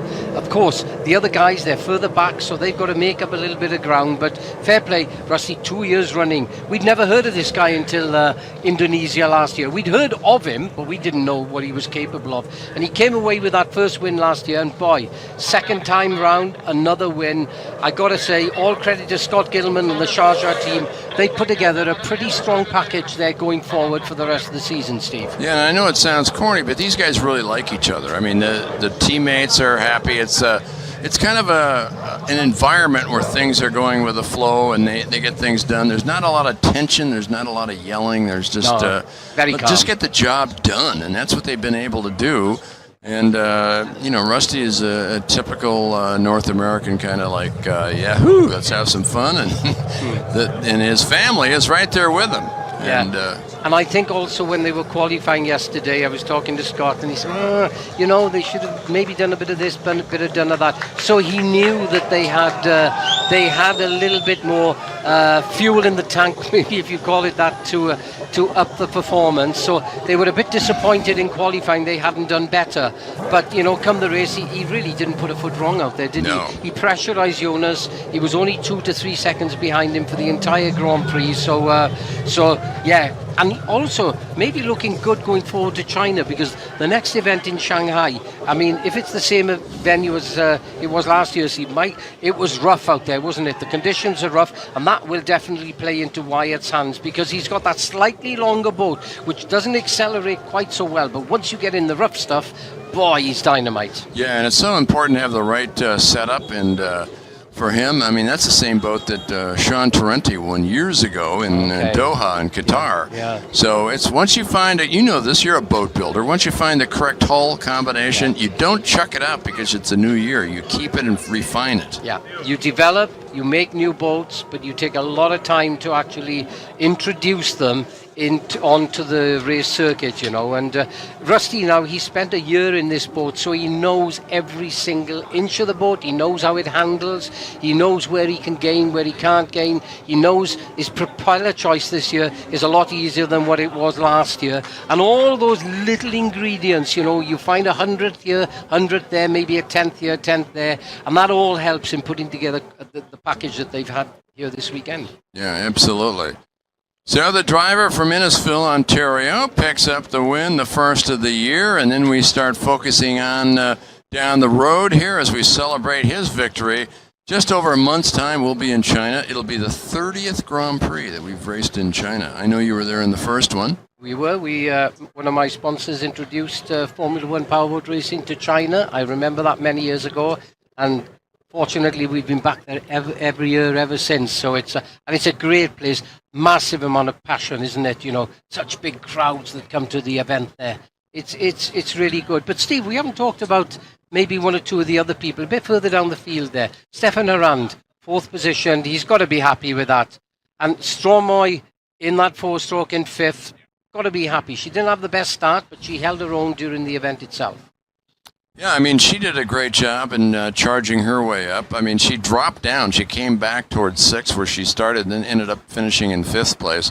But yeah, the youngsters, as we talked about, I mean, Rusty Wyatt, he's a youngster. It's only his second year. He's 30 years old. But Alec Vekstrom, who was a Rookie of the Year a couple of years ago, he's back after missing a year hiatus. And then you got Ben Jelf, who's only in his 3rd year. And looked like Alec Vekstrom set the fast time of the race. He did a 57.957. Congratulations for him for the finish star. And then, as you said, Stefan Arand, he's only early 20s, just graduating from college. And let's take a look at the final unofficial standings here that we have. And quite a day here, filled with surprises, and it took a while to jumpstart this event. But once it got going, it got great. So Rusty Wyatt wins this race. And that's his 4th career win in his just 7 starts.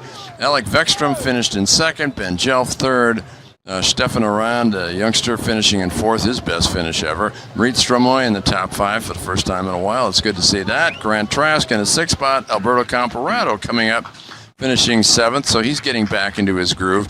And then Damian Cohen, who really struggled with engine problems and so forth yesterday. He was behind the eight ball, but he came up and charged up to eighth place. Congratulations to him picking up some points. Bartek Marzawak, the winner back in 2023. Sami Selio, the driver from Finland, finished in the 11th spot. He came all the way back up. He was way down in the 18th position. A rookie, Mansour Al-Mansouri, finished in the 12th spot. Johan Osterberg, another rookie, in the 13th spot. Cedric Deguin, veteran 14. Sean Torrente, he's got to be pulling his hair out. He had a tough day. Jonas Anderson, of course, a surprise, a huge surprise. And then Alexandra Bourgeot in the 17th spot. Duarte Benavente dropping out. Eric Stark with Team Abu Dhabi going out after the crash with Peter Moran in that first corner. So, right out in front of us, there you have it. For them, the boys in Canada, this is pretty warm water. They jumped in. It's about 25 C. And this is how they celebrate. He's excited. He's ready to go in.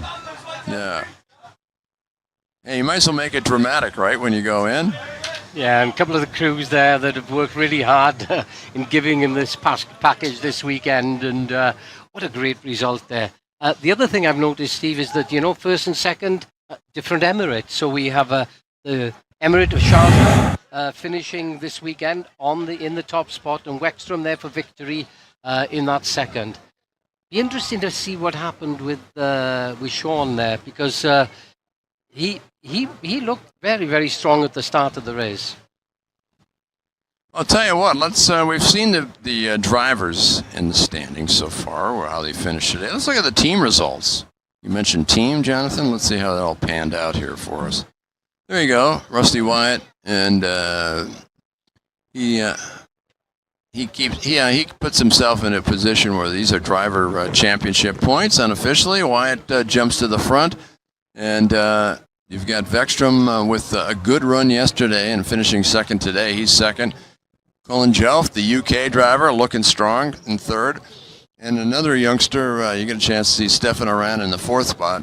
Marit Stromoy with 12, then Comparato, Grant Trask, and Jonas Anderson. He got 10 points because he won his heat yesterday, as did Torrente, so that kind of saved those guys. They're not, 29 points behind or whatever. And then Eric Stark, who struggled today after having a good day yesterday.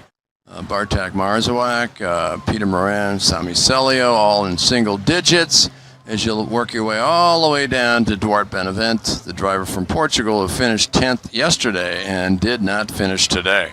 So, and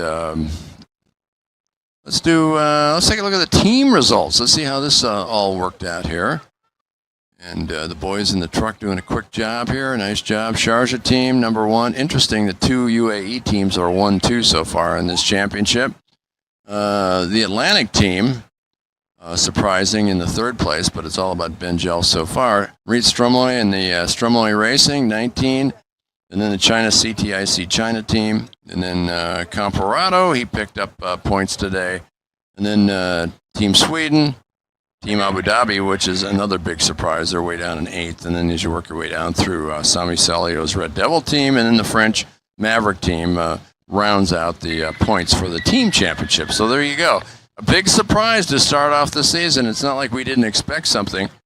It wasn't like Rusty Wyatt was just coming out of nowhere like he did last year. Let's take a look at the highlights of the race as the thousands of people are gathering around getting ready for the podium celebration here along Lake Toba. And off we went, and yes, Jonas Anderson got the start he wanted, a perfect start as he charged off. And then, of course, the two victory team boats of Alec Vekstrom and Sean Torrente were right there with him as they all hit it down to the commitment buoy, which is about 480 meters down the road, and that's when all the mayhem happened as the boats fanned out, and they had to get around a very tight two-pin commitment buoy here. And there's Jonas. Watch in the middle of your screen, though. This is where all the mayhem happened, right there, as Peter Moran got together with Eric Stark, and the two went over. Stark went over the top of Peter Moran, and that took both of them instantly out of the race. A big surprise for Stark, because we expected to see him pushing strongly for a championship. This is not the way you want to start a year. And thank heavens for his good run yesterday for him in the heat race. Otherwise, it wouldn't be good. Yeah, just saw there, going back on that incident, might have been wrong there. It was so close between the Abu Dhabi boat and for that collision and the Team China boat. So, maybe we need to take a closer look at that to decide exactly what did happen, Steve. Sure. So as they were cleaning up the carnage, and there you can see Peter Moran. Again, the safety factor here is so tremendous. And the green flag came out after about 7 or 8 laps, and off we went. And it was Jonas Andersson again getting the jump. But Alec Vekstrom right off his right hip. But Trente started to struggle a bit, and he got passed by Stefan Aran as the other Sharjah team boat went by him, and then Trente kind of drifted off. He was having problems. Obviously, probably a handling problem with the boat. It wasn't what he expected. No, it was quite close between him and around there, on that corner. So whether it destabilized the boat a little bit for him, we don't know. We'll have to talk to him about it afterwards. Yeah, exactly. Oh my goodness, Torrente taking a hammering there, trying to get into that gap. Yeah, as he was pushing to slide himself up, he tried to jam himself into that corner, and it just didn't pay off. And you can see the roughness of it as Ben Jelf took off and got out of clear water while Torrente was struggling to regain his speed again. Now, if we go back, here's Jonas Andersson with Rusty Wyatt. It was about 2 seconds, and then 4 seconds when Jonas got away from some traffic, and then they closed it to 2, and then Jonas Andersson was about 3.5 seconds ahead. And then this happened in turn number 1. Wow, Jonas Andersson could feel the deja vu from last year. Guess what? He looks out, and there's Rusty Wyatt for the second time in 2 years going, bye-bye now. And went right around him. And a big surprise, because as we said, Jonas Andersson's only dropped out of 2 races in the last 21 in his career. His reliability has been so good. And then the push for Alec Vekstrom on the restart really kept it honest for Rusty Wyatt. He could feel the heat from behind as the young Finnish driver, who's so talented and came over from go-karts to powerboat racing, has been so successful with the victory team. So one half of the Blues brothers came home in second place overall, and Rusty Wyatt, for the second time in 2 years, came out, and he would take the checkered flag, flipping up the canopy in excitement. So it was Rusty Wyatt and Alec Vekstrom and Ben Jelf, the top 3. And you can see the Canadians hugging each other, knowing that they got the job done with 4-time world champion Scott Gilman, their team manager, and then oops, bye-bye now, as they pushed Rusty Wyatt into the water eventually as they took their parade lap around in celebration. You got cousins, you got brothers, you got a big family there, and they all jumped on the boat. Yeah, and it's cool to see as well Sharjah that have had an event there since the 90s, but didn't have a team until fairly recently. And, they must be really pleased. I mean, they are such a big part now, Sharjah, of the world of powerboat racing. Yeah, absolutely. So tens of thousands of people now pinch their way up toward the podium for the podium celebration. We wait in earnest to see if we'll get a chance to see the top 3 make their way up to the podium with Rusty Wyatt. There he is with Scott Gilman. Gilman, who's a strong boy, grabbing around the neck. Look at these guys. Oh, they're well pleased, aren't they? Fair play. Yeah. Scott, he's always under so much pressure to get everything done, but he's such a laid-back guy, isn't he? He seems to take everything in his stride, and for all the pressure they've been under this weekend, we can see there. Jonas talking with Eric. Yeah. Eric's. Thank goodness he's okay. It was a tough one to call on that, what happened there, Steve, because there was a lot of spray everywhere, and, who knows? we'll have different people giving different opinions. You never know exactly. That's a good way to look at it. Yeah, we don't want to speculate and pick on one guy or the other. But for us, we like to say it's just one of them racing things. Yeah, it is. I mean, that is racing, isn't it? Yeah. When you go into that first corner at 130 mile an hour plus, and there's literally millimeters between each boat out there. You get a sudden sort of wash, bit of wind, whatever. It can alter the handling of the boat, and then some people get away with it. They're lucky. It's a tough one, but nice to see Stark there with Rusty, congratulating him, and also, of course, with Jonas Anderson there, still with a big smile on his face. Yeah. I mean, he's got to be happy, Steve. Goodness, I mean, how he's dominated for such a long time. Yeah, and as they make their way toward the podium, you can see the winning Sharjah team marching toward the podium celebration. And when they finished first and fourth, Stefan Aran had they were working on his engine this morning. Yeah. It wasn't a clean day for him. I mean, they had to work hard to get him up into that fourth place. Yeah, and bear in mind that Sharjah boat, it's only done a little bit of testing, I was talking to Claudio, you remember, down on the pontoon there, having a chat with him about it, and he said we're making solid progress with the boat. We've done limited testing because after building the boat, we had to ship it out here fairly early on. So, that boat is only going to improve, as is Aran, the young driver that you said has just finished university, so he's pretty young out there. And for him to take on the rest of this field, very experienced drivers, doing a great job. Yeah, absolutely. And it's a great addition. We've added 3 rookies to this starting lineup this year, but some of the drivers that arrived last year and the year before are very young, and they're really making a statement, as you see. Rusty Wyatt getting a hug. With young Manu that controls the media center for F1, so... Yeah, she's pleased for all of them as well. Yeah, of course. Sean there, he's got to be gutted, isn't he? Yeah. But I'll tell you who isn't. You saw, just going out of shot there, Ben Jelf, 3rd position today. Boy, he must be ecstatic with that, as you can see, throwing his arms in the air. It's his first top 5, much less his first podium. That's cool. Yeah. And you can see it. They were just, that team, that organization are just getting better and better race by race, and it's paying off. Their confidence is building up.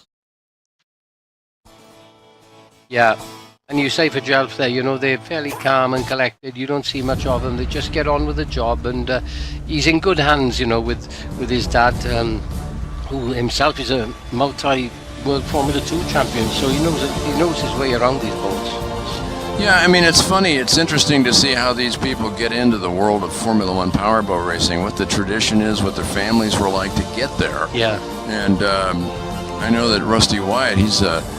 his relatives were involved in powerboat racing, and he's got a Rourke Summerford Mod VP boat. He's got 2 of them actually out on the lake, and I went for a ride with him last year when I spent the weekend up there with him in northern Canada. And wow, tell you what, you ride in the back seat of that thing, and he's doing 109. Yeah, you know it. I can imagine. And I believe he's got an aircraft as well, Steve. You've been flying with him recently. Yeah, his brother Ray has. His brother Ray is here, and I think he was there in the shot. He's a little bit older, and he's a tremendous flyer. He loves that's his thing.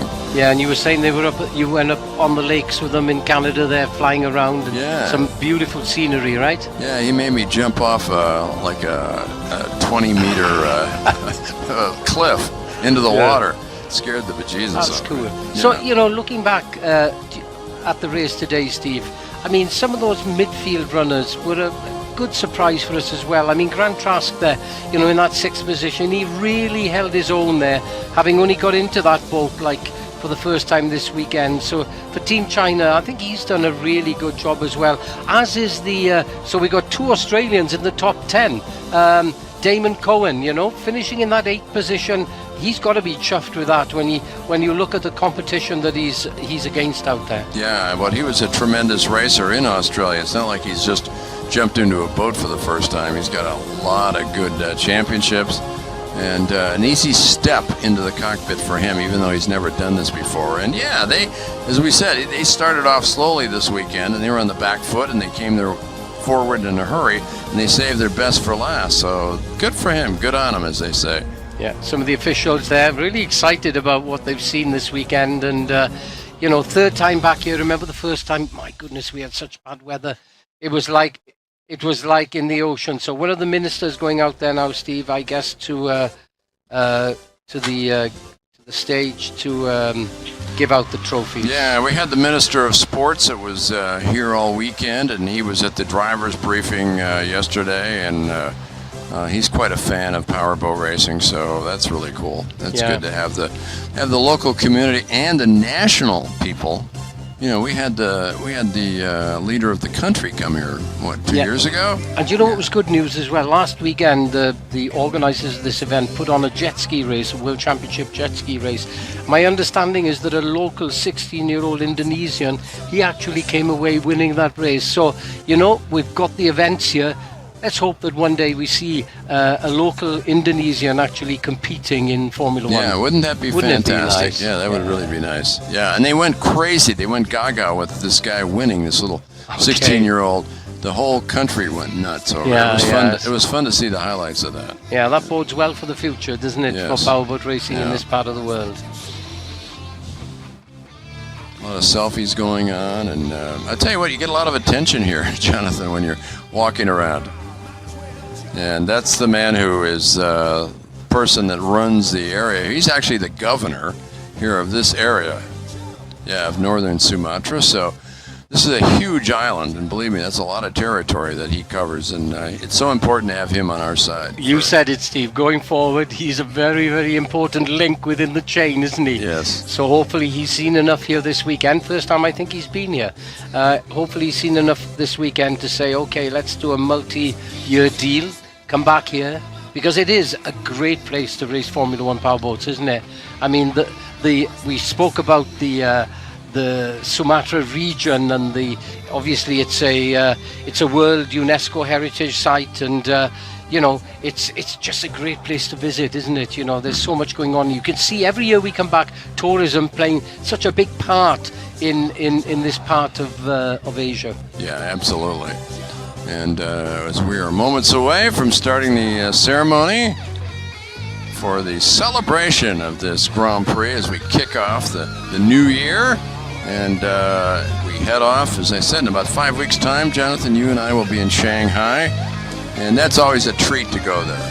Shanghai is a great city. Yeah, we've been back there so many times. We've actually raced on the Bund, where they stopped all the water traffic for the Grand Prix. That was the first time it had been done in about 30 years. 2004. Oh, there we go. There you go. And, you know, we've got some other great venues in Shanghai. So I think everybody's pretty excited about moving to Shanghai, and possibility of another event in China as well. 2 Grand Prix there. And then Saudi Arabia from there. Saudi, we've been there before, but unfortunately the weather was absolutely terrible the last time. But they got a really exciting new venue there in Saudi, so another new event for us to go to in this neck of the woods, and looking forward to that as well. It's great seeing Raimundo up there. He's the CEO of H2O Racing, helping out on the selfies. He's done that a few times. He's tall enough to where he can hold that phone out and get 15 people in the photo at the same time. Yeah. And a big shout out to Niccolo De San Germano, president of F1 H2O, that's been so instrumental in Formula One powerboat racing for as long as I've been around. You know, he started at the beginning of the 80s. He got involved with the sport. He loved the sport so much. Eventually, you know, taking over F1. As he has done with a few other classes over the last decade, and you know, great to see that they're finding these new exciting events for us to be able to race in. Yeah, he's not only my boss, but he's a good friend, and I think he's one of the nicest people on the earth. So I always get excited when I see him. He's a real class act, and you can tell by the way his lineage is. He's somebody to look up to. So. Yeah, he's not here this weekend, but a big shout out to him, and you know, we're all so glad to be back here. So what do we got here? We got 2 Swedes and a Finn. You got an American behind him from California. Then you got a Canadian there, the guy who won the race, Rusty. There's his brother Ray over on the left. He missed him, the guy who's the flyer. And I tell you what, it definitely hurt Stark today, you know, where he was starting. Because if you remember in the past, many Grand Prix, I mean, he and Jonas, going into the first turn, boy, oh boy, it's Side by each. aren't they just? Aren't they? Yeah. There's little. I mean, they used to live together. You know, they used to share a house in Sweden for many years, so they're very, very big friends. And you know, they're really, really competitive, these two Swedes. And I think had Stark been maybe not had some kind of technical issue, don't know what it was, he would have been a bit further up the field, and then all of a sudden the picture just changes, doesn't it? But that's what's nice about powerboat racing. Yeah. You know, it's the whole weekend. There's so many different aspects that you have to take into account to get onto that podium and eventually win a it's race. not just you as a driver, it's your mechanics, it's your crew chief, it's the boat that you're racing, you know, the preparation over the winter.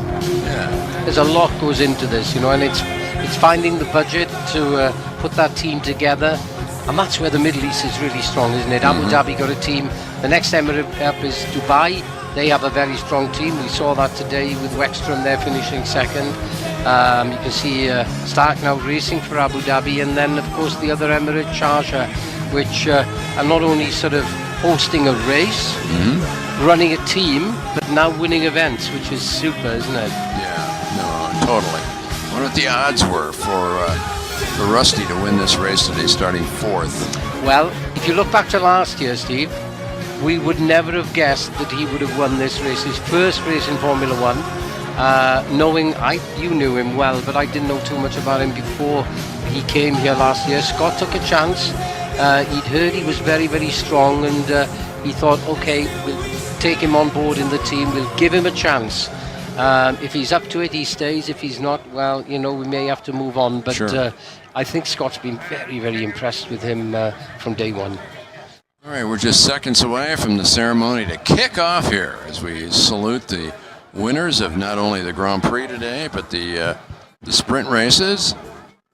And we will honor all of them that work their way up to the podium and get the dignitaries up on stage, and then off we go. So, you know what? You got to say, we've been sitting here. It's now 12:22 in the afternoon local time. The weather's been fantastic. I mean, there's no humidity. We were here in March last couple of years. It was hot. But here you would expect, you know, you're 5 degrees north of the equator, and you would be hot and steamy in the summer. It's just the opposite, which I find tremendously interesting. Yeah, and the other thing, of course, is that when you go to a Formula One car Grand Prix, the circuit is always flat. You know, they can plan way ahead. They never have any issues. And I always remember reading an article about Niki Lauda, the great Formula One car driver, who had to go in a Formula One boat. And he said it was like driving a Formula One car across a plowed field. So that gives you an idea as to what the hammering these guys have when they're out on the circuit. And I remember Hamilton, the Ferrari driver, 7-time world champion. I guess Sami threw him in a boat. Sami Sellier scared the Jesus out of him. He goes, you guys are nuts. And we've done that with Kenny Roberts. Okay. MotoGP world champion. Too. Yeah, it's not an easy ride out there. We would like to honor the winners of yesterday's sprint race awarding ceremony terlebih dahulu. Karena di hari Sabtu kemarin kita akan ada balapan dua, yaitu adalah sprint race 1 dan juga sprint race yang kedua. Okay, we would like to invite our the special guest. The first is Mr. Troy Waroka as the chairman Lake Toba GP, and then Mr. Raimondo from CEO S2O Racing. Boleh berikan tepuk tangan hadirin sekalian. Boleh berada di sebelah kanan, Pak. Izin. Dan saya akan langsung menepi di sini, hadirin sekalian. Langsung saja kita akan panggil untuk juara Hats off to Raimundo. I'll tell you, he's been fantastic in his workmanship of really putting together races. Yeah, he worked hard on that race for Saudi Arabia. Yeah. And his dad said to me a few years ago, you know, Niccolo, getting on a little bit now, you know, doesn't want to quite do so much traveling, and so he said he's really going to take over the mantle from him and his two brothers, and they're doing a great job. Yeah, Ben Jelf there, stepping up in third place. And we have the first position with the team. And this was yesterday's sprint race number 1. And Jonas Anderson defeated Rusty Wyatt yesterday. Happy for winning that yesterday, but the main event today is what he wanted, wasn't it? And He must be. He's been around such a long time. He accepts what happens, you know. Some of the younger drivers would have been pretty torn up about it, but not Jonas. No. You know, he knows. He's come from behind before, so don't count the guy out for the rest of the year. Like they say, it's not a sprint, it's a marathon. So he's, you know, he's only, what, 10 points back? Or 9 points back, so yeah. First time we've seen a Brit there. Steve, for a few years on the podium. I think that's nice. At one time, the UK used to lead the world of powerboat racing in all sorts of classes.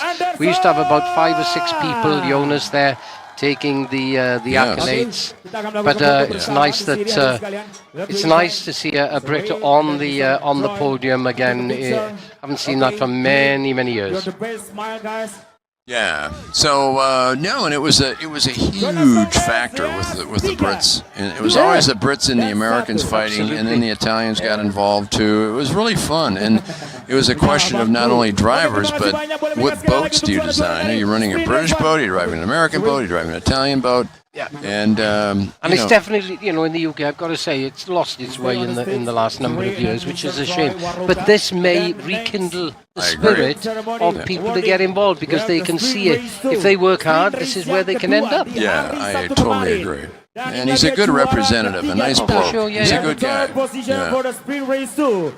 So here is the sprint race number 2. And there is Eric Stark, third in the championship last year, switching teams back to Abu Dhabi, first time in 7 years. I think he's quite happy there, Steve, isn't he? I think so. He knows that he's in good hands. He's been there before. Things can happen. He's accepted that today, just like Jonas. And he's going to be this is a guy that watch out for him in the future. Great job. He's very talented. He's just got, you know, he dominated go-karting. Well, at least he gave him a good run in Europe with Lando Norris and, you know, some of the other people. But and the guy that's really upset this weekend, because he, when it comes to confidence, there's not many people who are more confident than Sean. Yeah. But, you know, what you see is what you get there, which is cool. Well, he's still got 10 points. Yeah, so. he's still, you know, we were saying yesterday, he's still a great asset to Formula 1 boat racing, because, he tells it like it is. He doesn't sugarcoat anything. Absolutely. Yeah. He's a great addition. Yeah. Only Eric. All right, Jonathan, so the big thing for us, what do we learn here today? We've learned that Jonas Andersson is not invincible. He had a problem. He broke down, first time in over 2 years. And I think we're in store for a great championship. I think you're right, Steve. It is so close at the sharp end. I think we're in for a good season ahead. Off to China we go. That's coming up next. Hey, thanks for being with us today, and for my 24-year broadcast partner, Jonathan Jones, along with a tip of the cap to our very professional broadcast crew, saying it's always, whether it's good morning, good afternoon, or good evening, wherever in the world you may be at the moment, you've been watching the most exciting racing entertainment on water, the UIM Formula 1 World Championship. Up next, in just over a month's time, we'll be heading to China for back-to-back races in Shanghai and Zhengzhou the first 2 weekends of October. In the meantime, you can follow the tour by going to our official website at f1h2o.com and our Instagram and Facebook's accounts for all the latest news. Until then, enjoy your days, love your life, because life is always a journey to be savored.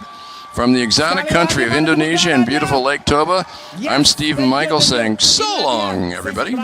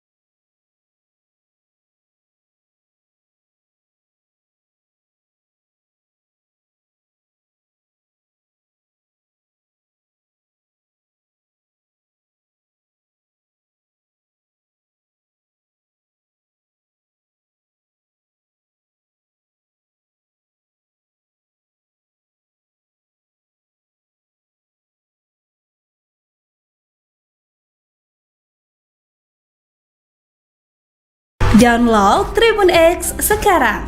Menghadirkan lokal menjadi